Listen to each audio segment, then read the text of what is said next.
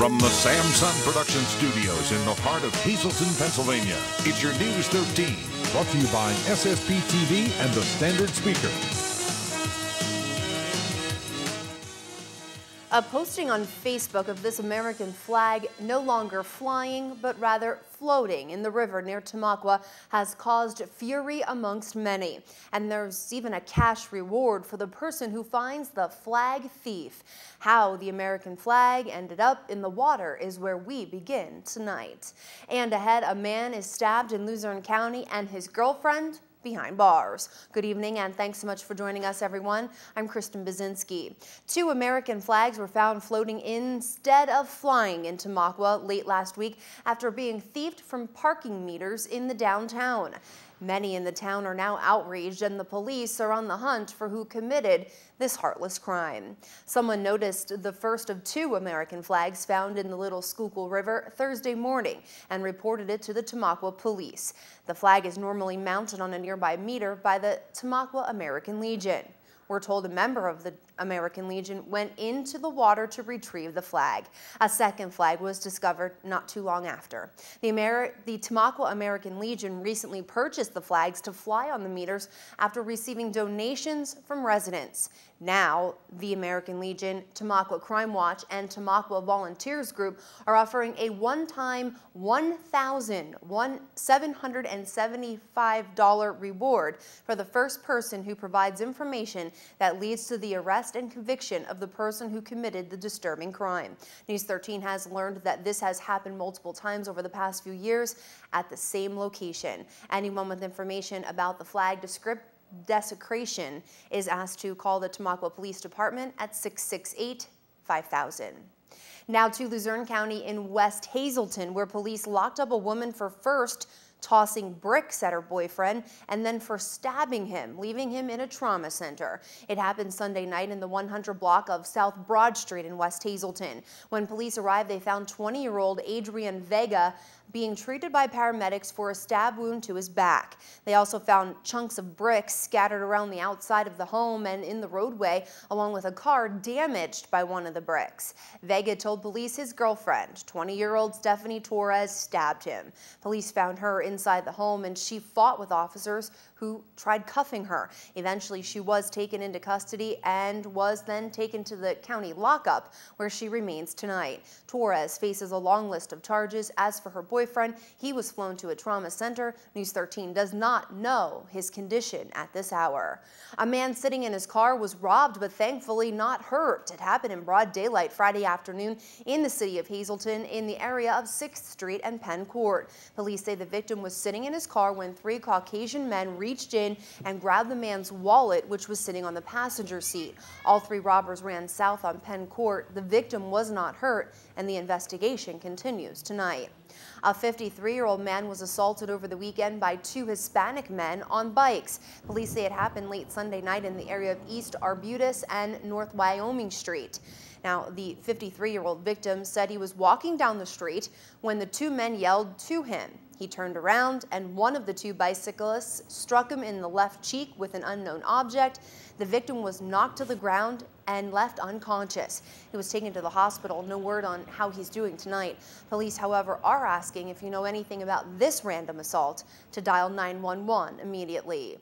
2 break-ins over the weekend in the city of Hazleton. We'll start first in the 900 block of Grant Street, where 3 puppies are now gone. City police say the victim found her home broken into late Saturday night and all 3 of her white Maltese puppies gone along with their cage.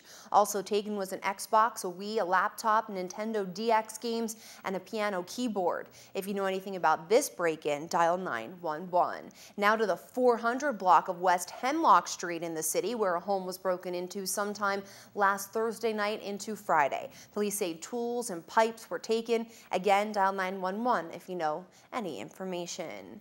We now know more about that tragic motorcycle accident involving a Palo Alto man Friday afternoon. 27-year-old Adam Kaufman was killed when the motorcycle he was driving collided with a tractor-trailer on Route 309 in West Penn Township. The crash happened right before 1 o'clock on Route 309 just south of Tamaqua.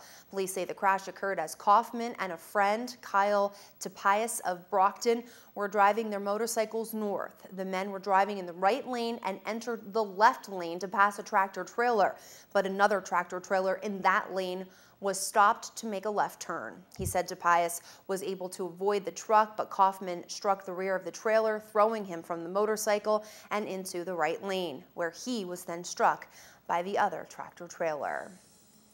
Stay with us tonight on News 13. We have a look at the forecast for this work week. Freddie and Ronnie team up with local sports. Fred's got some breaking news in sports. And later, a special visit to the Pocono Raceway where NASCAR fans flocked over the weekend, including a familiar face and one of our own here at News 13. Also ahead tonight, we head to the Valley where golf is in full swing for some local Little Leaguers. We stop by the kiddos' opening ceremony as they start their season on the green.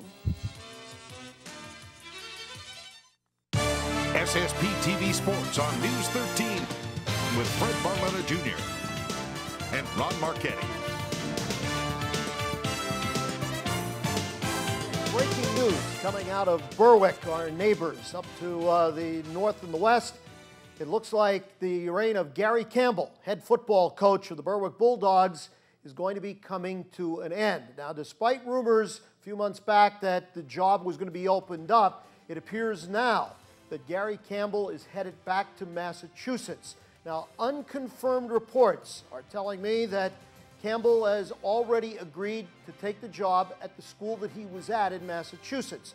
Now, the sources for this are various internet sites, including the Harrisburg Patriot newspaper and also the Northeast Pennsylvania football page.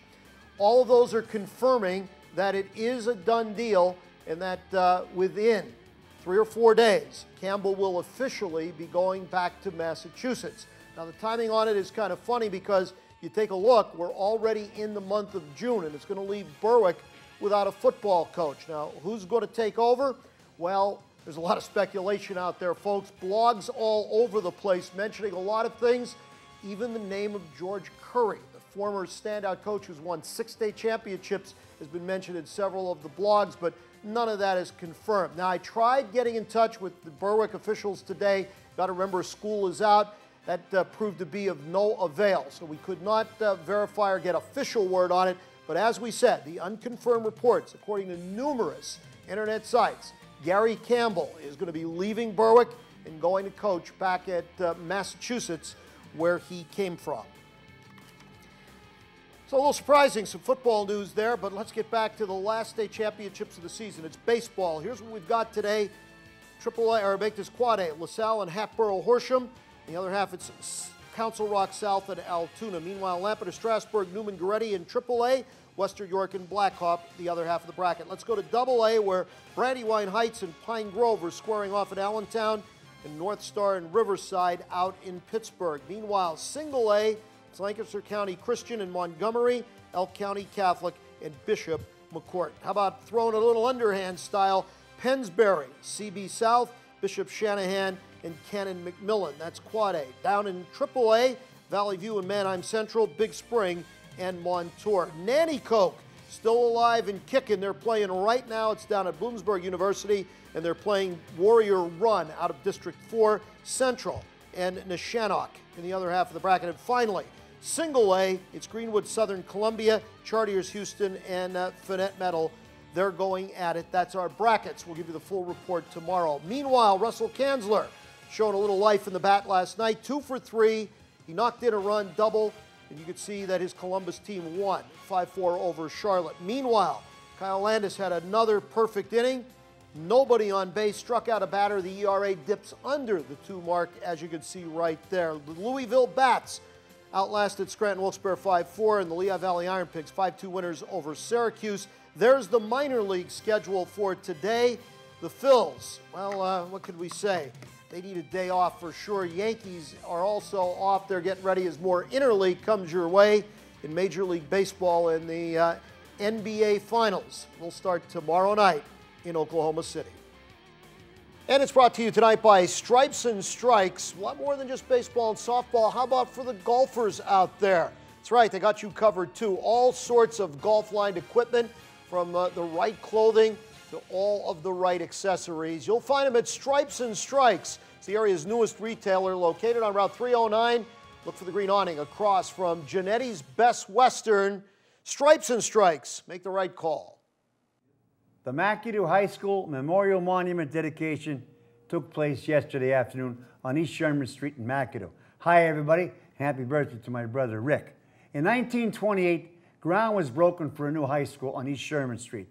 In 1932, this beautiful new high school opened its doors. McAdoo High School, a simple red brick building with 1 story, a basement, classrooms, and a gym. A beautiful monument was unveiled yesterday exactly where the front steps were on Sherman Street. This school only lived for 30 years before it closed its doors in 1962.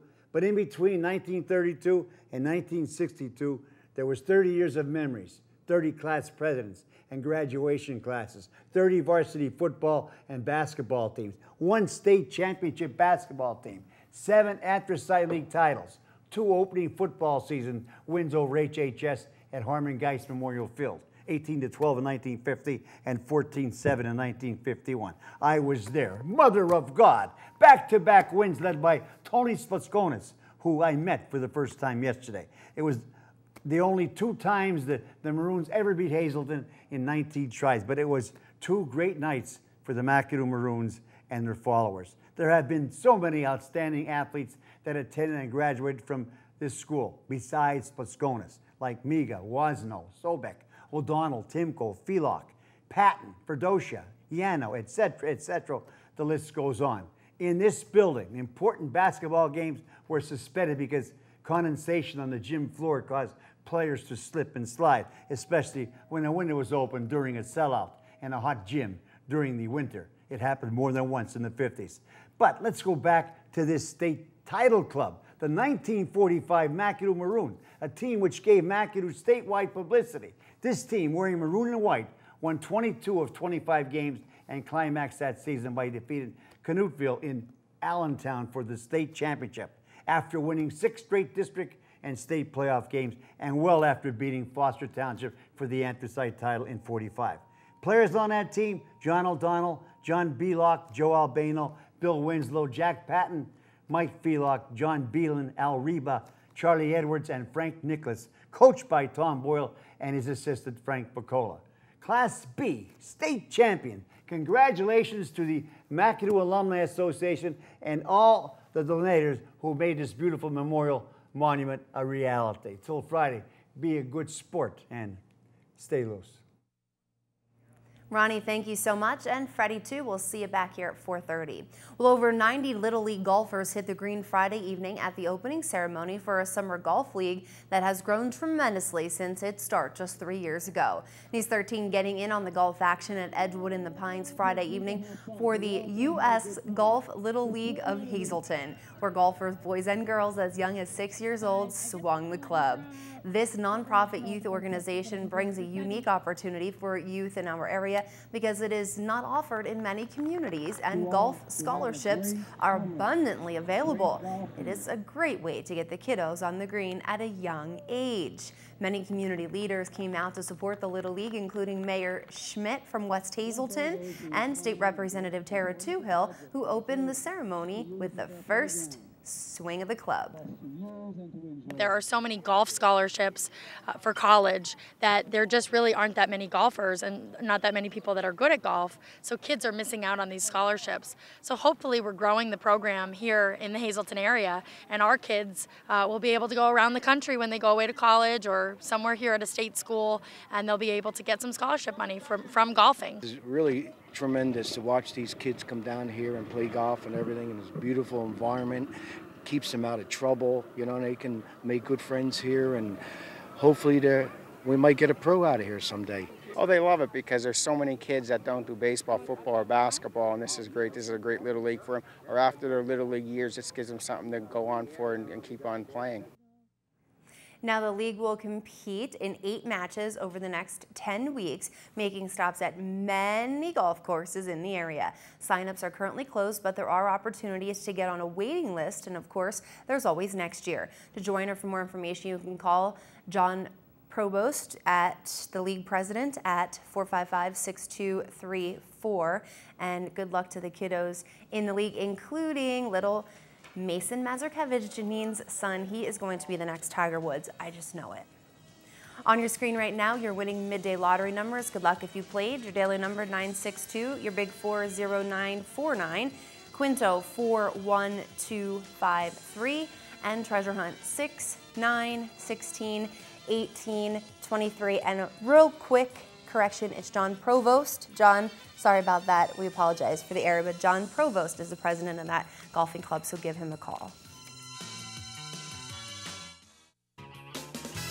Good evening, everyone, and here's tonight's social news first. Tonight, happy birthday to Eleanor Tyrone. This wish comes with love from Irene, Verna, and Joan. One announcement in tonight's Talk of the Town, highly competitive wrestling is presenting Brawl on Broad Street, Saturday, June 16th at 7:30. The event will be held at the J.J. Ferrara Performing Arts Center. Tickets are only $10 in advance, $12 at the door. Kids 12 and under, only $5. For tickets or more information, check out www.hcwpro.com. That's tonight's Talk of the Town. News 13 would like to send sincere condolences to the family and friends of these recently departed. Michael N. Jetko of Weatherly. Graveside memorial service will be held Thursday at 11 a.m. from the St. Nicholas Roman Catholic Cemetery. Arrangements are by the Philip J. Jeffries Funeral Home. John R. Sharkey of West Hazelton. Funeral will be held Wednesday at 9:30 a.m. from the Joseph B. Conahan Funeral Home. Friends may call Tuesday from 7 to 9 p.m. Marjorie Matwicha of McAdoo. Funeral is Wednesday at 9:30 a.m. from the Damiano Funeral Home. Friends may call Tuesday from 6 to 8 p.m. Robert S. Rezkowski of Erdenheim. Funeral is Tuesday at 9:30 a.m. from the McNulty Funeral Home. Friends may call Monday from 6 to 8 p.m. Albert John Minkavich Sr. of Tamaqua. Memorial service will be held Wednesday at 11 a.m. from the E. Franklin Griffiths Funeral Home. Friends may call Wednesday from 9:30 a.m. until the time of service. Rosemary Laird of Effort. Services will be held at the convenience of the family and under the direction of the John J. Pustai Funeral Home. And Anna M. Kirchdorfer, formerly of Hazelton. Mass will be held Tuesday at 10:30 a.m. in the Holy Name of Jesus Parish. Friends may call Tuesday from 9 to 10 a.m. at the Hazel Chapel of the Cropton Hughes Funeral Home. Tonight's obituaries have been brought to you by the Smilax Floral Shop located on 15th Street in Hazelton.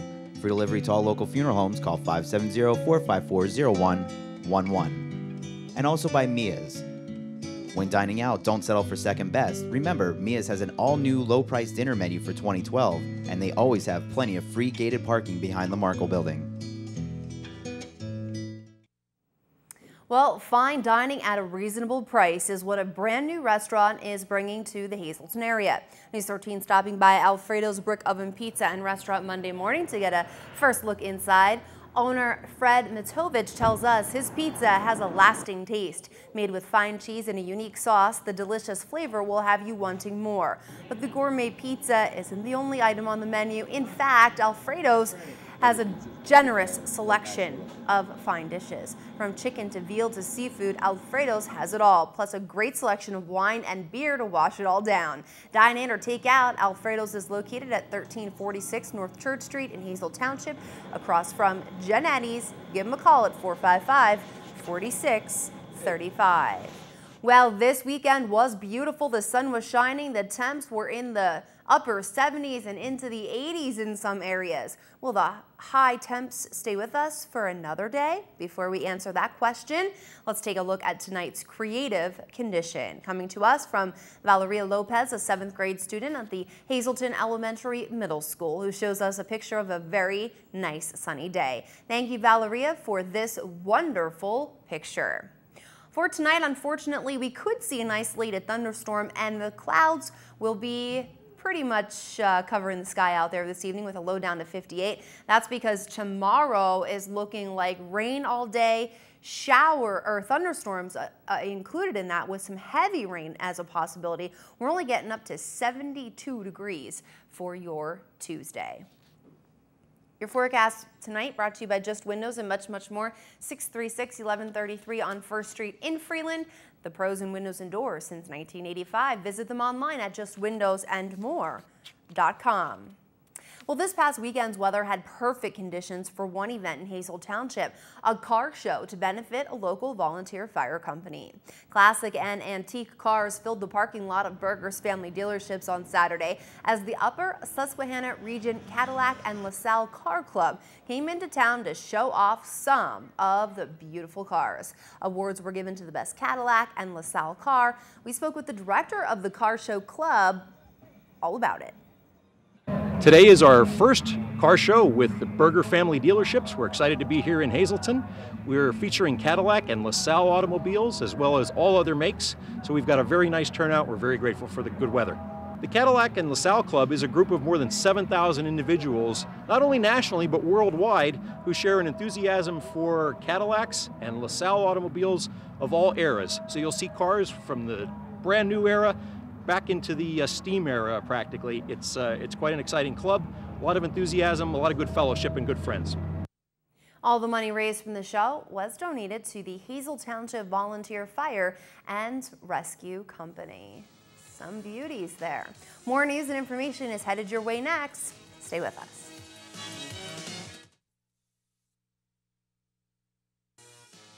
Time to fill their bellies while having fun in the sun. For some students, a school lunch is the only full meal some receive all day, which means the end of the school year can put those children at risk of hunger. Thankfully, a statewide program that offers nutritious meals 4 days a week is keeping children fed and happy.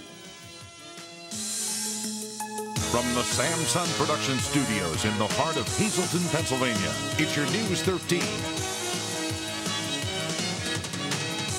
Hey again, everyone. Thanks for staying with us tonight. I'm Kristen Bazinski. Well, school is out and summer vacation has officially started for many kids all over the area. Some spend their days at summer camp, others at local parks or riding bikes with friends. No matter how the summer days are spent, it goes without saying, these kiddos sure can work up an appetite. These 13 stopping by the Pine Street Playground in Hazleton for summer lunch. Starting today and lasting through August 10th, any child up to the age of 18 can enjoy a nutritious lunch free of charge. The program is put on by the Hazleton Area School District and takes place at various parks and playgrounds that are located in the greater Hazleton area, as well as several schools, including West Hazleton and Heights Terrace, which also offers breakfast. The director of the program tells us it grows bigger every year. We've been doing the program probably for about 12 years now. We've seen a lot of children that really need to have meals in the summertime, and it has grown every year. More and more children seem to come. With the economy being so bad and stuff, it's just a good way to help the kids make sure they're eating something healthy in the summertime. They could play at the park, get lunch, you know. So it's a really good, it's just a great program for the kids in the Hazleton area. Margie also tells us that on hot days, she likes to bring frozen treats to keep the kids cool. Isn't that nice? Again, anyone aged 1 through 18 can have a delicious lunch, and they do not need to be members of the community or students of the Hazleton Area School District. All meals must be eaten on site, and we did find some kiddos snacking on peanut butter and jelly sandwiches, carrots, apples, and milk at the park today. The summer lunch program runs Monday through Thursday. All summer long, times and sites vary. Most serve lunch until 1 o'clock, and after June 15th, site hours can be found online at pasummermeals.com. Some local youngsters are learning about amazing authors. They're spending their summer at a local university. No, not Penn State. It's a special summer camp called Kids University. These 13 stopping by the Hazleton Area School District's 9th grade center this morning, where the week of fun was in full swing. But not only are the students laughing and enjoying themselves, they're also learning a lot. Today we're reading books and playing games. We read books, we played games. We get to do fun stuff. Yeah, I'm having a lot of fun stuff. Kids U is unique in that all of the activities are in some way related to school subjects like math and science. This year's theme of amazing authors has the students in each classroom focus on one at a time and participate in fun literacy activities that go along with it. Kids University wraps up on Thursday, and it looks like these youngsters are enjoying their summer so far in a very educational way. It was a busy day at the Hazleton Municipal Airport over the weekend as the 4th annual Festival of Sight was in full swing, and Mother Nature brought along some great weather for the day. Dozens of people came out to support the fun festival. There was a large variety of food, games for the kids, and even airplane rides, all to benefit community services for sight. Tux the Penguin even made an appearance, of course. There were many who hit the stage singing at the event, and there he is and entertaining the crowd. He also had the chance to win a jump out of an airplane and go skydiving. Who wouldn't love that? It was awesome, I'll tell you that much. President and CEO of the organization, Lori Lassant, tells News 13 that the event wouldn't have been possible without the generous help of lots of people who pitched in and donated their time and so much more. Community Services for Sight serves several hundred people from southern Luzerne, Carbon, and Schuylkill counties. It is the symbol of freedom and a reminder to our nation of the ultimate sacrifice many men and women have given. It is the American flag. Aim. Fire. Aim. Fire. And to pay tribute to the American flag that we Americans are so proud of, members of the Marine Corps League Color Guard presented a 21-gun salute, recited the Pledge of Allegiance, and sang the Star-Spangled Banner. It was all part of the Elks Flag Day ceremony that featured attorney Joe Ferdinand as the main speaker. A wreath was placed at the Veterans Monument outside of the Elks Lodge along Broad Street in remembrance of the fallen. Boy Scout Troop 790 assisted with the flag retirement ritual, where torn and old flags are cut and burned in the proper manner. News 13 talked with the exalted ruler of the Elks about the day and to Richie Solo, whose grandfather received a plaque for his outstanding work with the Elks and as a veteran. The downstairs ritual was more of a history of our flags, who developed them, the reasoning of why flags were developed a certain way, and to just pay homage to the flags over the years. The outdoor ceremony is a flag retirement of the flags that have been placed in use that are no longer usable, and it's kind of a remembrance of when they once stood and flew to retire them in their proper way. Our family was very, very proud today to have my grandfather, and Lou's father honored by the Elks. He is a lifetime member of the Elks Lodge, and also a 30-year veteran in the United States Army, serving in World War II, Korea, and Vietnam. He joined in 1942 and was retired in 1972, was made Master Sergeant Permanent by Act of Congress in 1946. The veterans also held a history of the flag ceremony inside. Here the Boy Scouts participated and were able to learn how the flag evolved throughout the years. The Elks have been remembering Flag Day since 1904. It is a place where they can go and remember the good old days. The ground where the McAdoo High School once stood is now home to a memorial of that high school. This way, no one will forget the special building where many learned, played, and grew. On Sunday, members of the McAdoo Alumni Association and the community joined together to unveil the new memorial that will stand for years to come and be a reminder of what this area once meant to so many. News 13 talked with President of the Alumni Association about the new addition. About 13 months ago, I had, like Martin Luther King had, I had a dream, and I presented it to our monument committee, and they gave approval for us to erect this beautiful monument that you see here today. And it took us 13 months of a lot of hard work to try to raise the funds for this. But what we tried to do is we wanted to preserve the legacy of our high school, and the only way to do that was to erect this monument. And if it wasn't for the McAdoo Council, who gave it, they own this property, by the way, and if it wasn't for the McAdoo Council to give us approval, this beautiful monument would not be erected on the site where our high school once stood. And we will forever be grateful. And because of them, our high school is home. A miniature version of the high school was there for everyone to see what the building once looked like. Members of the Alumni Association are so very happy that the monument is now there so that future generations can learn about the school that once stood there in McAdoo. I know that was a long time in the making. We've been following it through from start, and congratulations on making it happen to everyone involved. One variety show performed in the Hazleton area over the weekend, and it sent its audience back in time. Music, dance, and comedy from the 1960s was what this year's MPB Players Variety Show was all about. News 13 stopping by Friday night's rehearsal held at Trinity Lutheran Church just one day before the big show. This year's 4th annual variety show was called Flashback to the 60s, featuring songs from artists like the Beach Boys and the Supremes.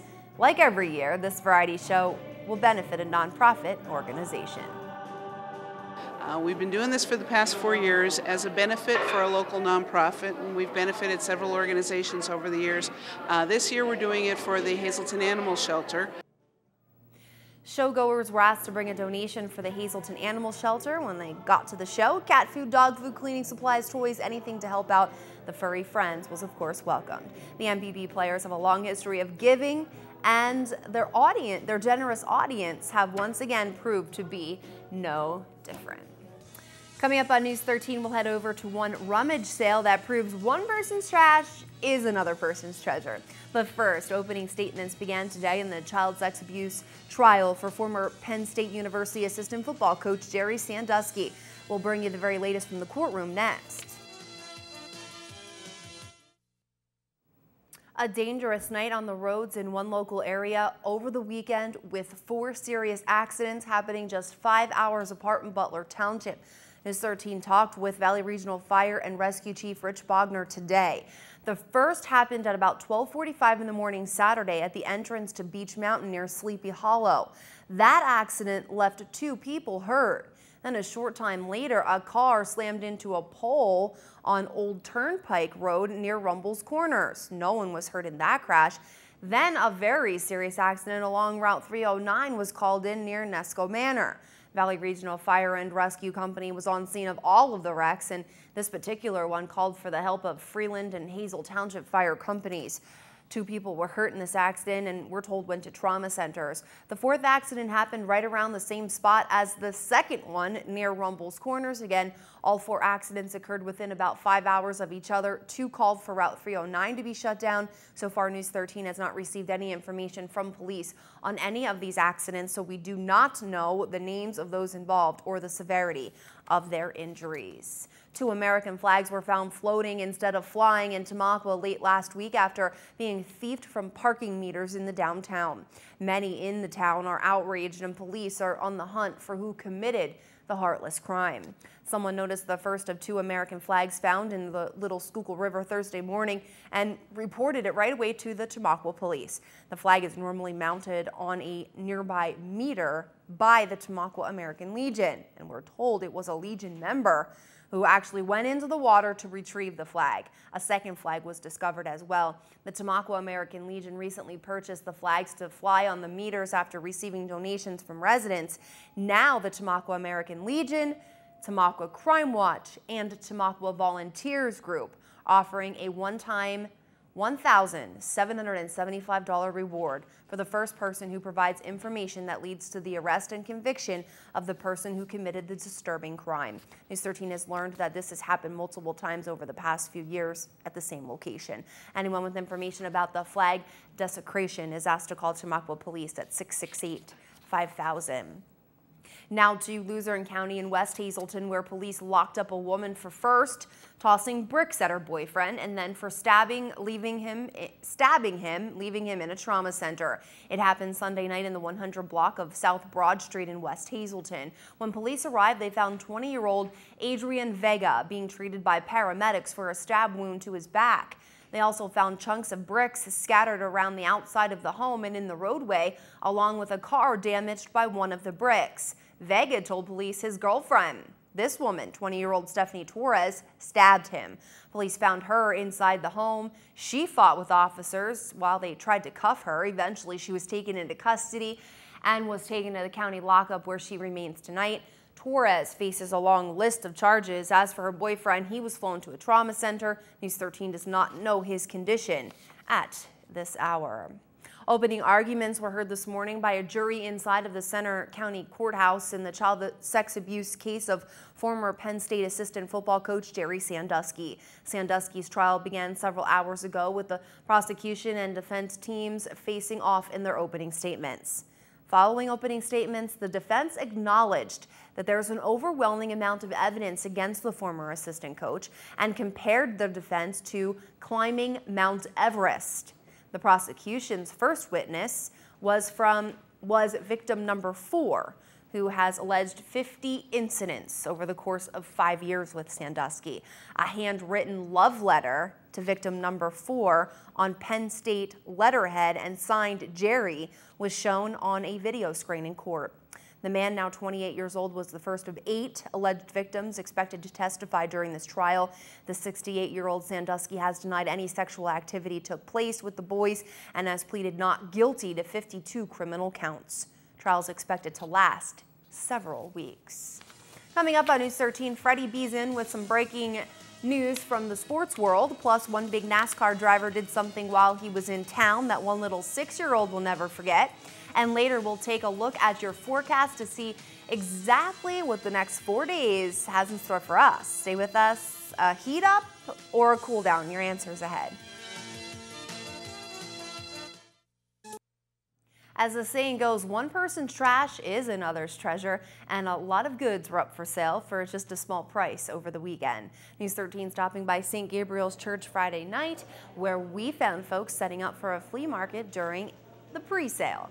Lots of great merchandise available, such as jewelry, household gadgets, holiday decorations, dishes, pictures, and more. All the funds from this fundraiser will go to help the church, which is in need of some renovations. Finally, tonight we take a look at the weather. This weekend was beautiful. The sun was shining and the temps were in the upper 70s into the 80s in some areas. Will the hot weather be staying with us or not? Before we answer that question tonight, let's first take a look at our creative condition from Valeria Lopez, a student at the Hazelton Elementary Middle School, who shows us a picture of a nice sunny day. Thank you, Valeria, for this wonderful picture. Unfortunately, sun is not in our future, at least over the next 24 hours. Cloudy skies with some isolated thunderstorms will be coming our way with a low down to 58 tonight. Here's your 4-day outlook.